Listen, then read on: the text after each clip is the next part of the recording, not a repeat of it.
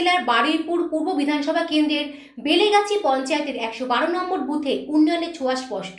বারুইপুর পূর্ব বিধানসভার বিধায়ক বিভাস সর্দার ও পঞ্চায়েত সমিতির সহসভাপতি শ্যামসুন্দর চক্রবর্তীর নেতৃত্বে এলাকায় একাধিক উন্নয়নমূলক কাজ সম্পন্ন হয়েছে। ১১২ নম্বর বুথের সদস্য হাফিজা মিদ্দে প্রায় ৮টি ঢালাই রাস্তা নির্মাণ ও একাধিক ড্রেনের কাজ সম্পন্ন হয়েছে।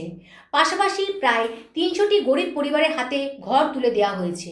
এলাকার বাসিন্দারা জানিয়েছেন, আগে যেখানে কাঁচা রাস্তা ও জলনিকাশির সমস্যা ছিল, এখন সেখানে অনেকটাই উন্নতি হয়েছে। তবে এখনও কিছু সমস্যার কথা তুলে ধরেছেন পঞ্চায়েত সদস্য। বিশেষ করে স্ট্রিট লাইটের অভাব রয়েছে বলে জানান তিনি। এলাকায় আরও স্ট্রিট লাইট বসানোর প্রয়োজন রয়েছে, যাতে রাতের সময় সাধারণ মানুষের চলাচলে সুবিধা হয়। উন্নয়নের এই ধারাবাহিকতা বজায় রাখতে আগামী দিনেও একযোগে কাজ চালিয়ে যাওয়ার আশ্বাস দিয়েছেন পঞ্চায়েত নেতৃত্ব। বেলেগাছি পঞ্চায়েতের ১১২ নম্বর বুথ এখন উন্নয়নের পথে এক নতুন উদাহরণ হয়ে উঠেছে। এই প্রসঙ্গে এসটি ওবিসি সেলের সভাপতি নওশাদ আলী মিদ্দে বলেন, মাননীয় মুখ্যমন্ত্রী মমতা বন্দ্যোপাধ্যায় ও অভিষেক বন্দ্যোপাধ্যায় উন্নয়নকে বজায় রেখে আমাদের গ্রামও সেজে উঠেছে, তাই বিশেষ করে ধন্যবাদ জানাই।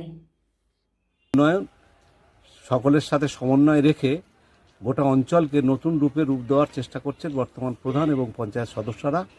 তার মাথায় ব্লক প্রেসিডেন্ট এবং বিধায়ক বিভাস সর্দারও আছেন। তাদের পরামর্শে বেলেগাছি অঞ্চলের যে পিছিয়ে পড়া যে ভৌগোলিক অবস্থান ছিল, সেই জায়গা থেকে সেটা ওভারকাম করে অনেকটা উন্নয়নের পথে এগিয়ে চলেছে।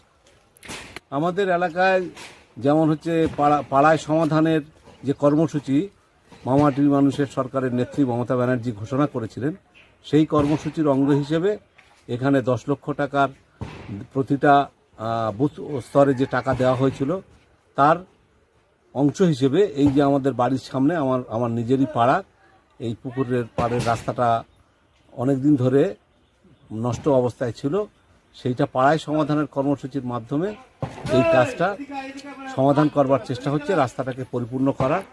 এই বিষয়ে আমাদের এখানকার যে নির্বাচিত পঞ্চায়েত সদস্যা হাফিজা মিদ্দে এবং বুথ কমিটির অন্যান্য সদস্যরা সকলে একত্রিতভাবে এই গ্রামের অন্যান্য কাজ করেছে। তার সাথে এই যে রাস্তাটা নষ্ট হয়ে গেছিল, সেটাকেও সংস্কার করবার কাজ চলছে।